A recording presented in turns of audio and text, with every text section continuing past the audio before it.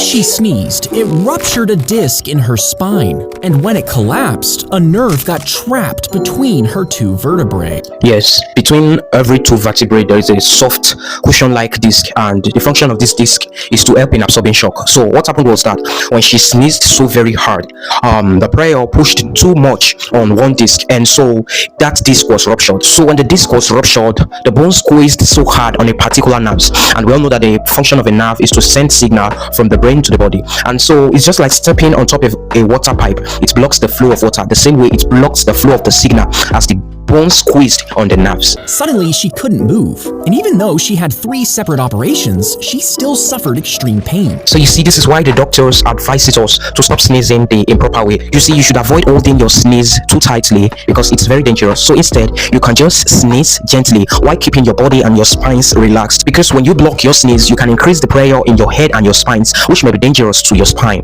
and to your bones and even to your nerves. And also learn to maintain a good posture while sneezing, like sitting down and standing straight, and sneeze gently, and avoid twisting your head, body, or straining it while sneezing. And now this woman's nerves was trapped, which blocked the flow of the signals in the nerves, and it blocks the flow of signals that are coming from the brain to the muscle, and this stopped the muscle from working once it comes to movement. For the next 2 years, she was bedridden, needing painkillers so strong she would hallucinate. Yes, that's true of a true painkillers of a truth. They actually stop pain, like they block pain signals, but when you use them for a long time, this can confuse your brain and then lead to things like hallucination. So hallucination is like the side effect of too much addiction and consumption of painkillers.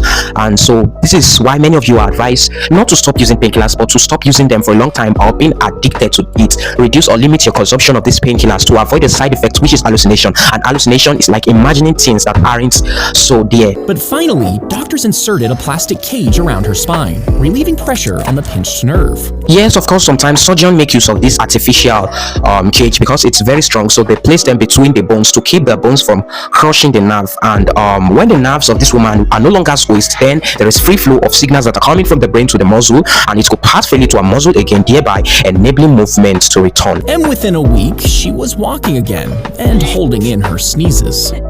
Oh, that's not healthy, because doctors don't really recommend holding your sneezes in, because they can actually cause other problems like bursting the little or tiny blood vessels that are located in your eyes and your nose. And so what is advised is to just sneeze in a safe posture and a gentle manner. Please like this video and subscribe for more. Thank you.